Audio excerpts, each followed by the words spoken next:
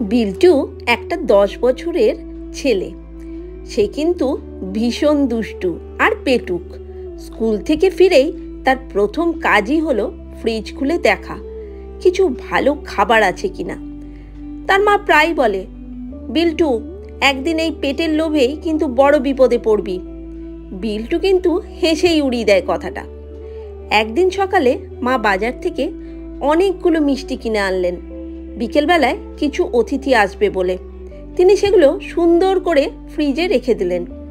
মিষ্টির গন্ধে বিল্টুর মুখে জল এসে গেল। সে ভাবল, অতিথিদের আসতে তো এখন অনেক দেরি, তার আগে যদি একটু খাই কেউ টেরও পাবে না। প্রথমে একটা খেলো, তারপর আরেকটা, তারপর তো থামতেই পারল না। একের পর এক সব মিষ্টি খেয়ে ফেললো বিল্টু। শেষে ফ্রিজে আর কিছুই রইল না। পেট ভরে গেল, কিন্তু মুখে একটা চুপচাপ চাপা হাসি, কেউ জানতেও পারবে না। কিন্তু কিছুক্ষণ পরেই শুরু হলো বিপদ। পেটটা কেমন যেন মোচড় দিয়ে উঠল। আহ ও, বিল্টুর ঘাম ছুটে গেল। সে দৌড়ে বাথরুমে গেল, তারপর বিছানায় শুয়ে কাতরাতে লাগলো। মা এসে দেখে অবাক। এ কি রে বিল্টু, মুখ সাদা, ঘাম ঝরছে। মা বললেন, বল কি খেয়েছিস? বিল্টু প্রথমে চুপ, তারপর চোখে জল এসে গেল। ধীরে ধীরে বলল, মা, আমি ফ্রিজের সব মিষ্টি খেয়ে ফেলেছি।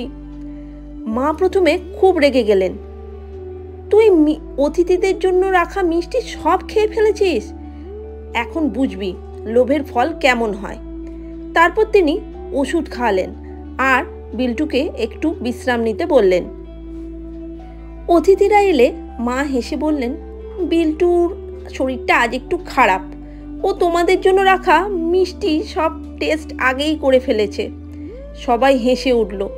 বিল্টুর মুখটা লজ্জায় পুরো লাল হয়ে গেল। পরদিন পেট ছেড়ে গেল, কিন্তু মনে রইল একটা শিক্ষা।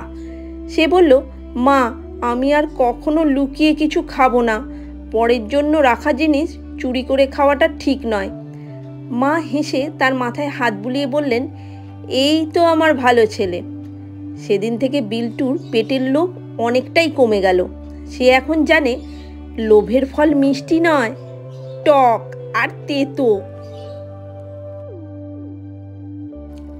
আজকের এই ছোট গল্প যদি তোমাদের ভালো লেগে থাকে তাহলে অবশ্যই আমার চ্যানেলটা সাবস্ক্রাইব করে দিও আর আমাদের সঙ্গে থেকো।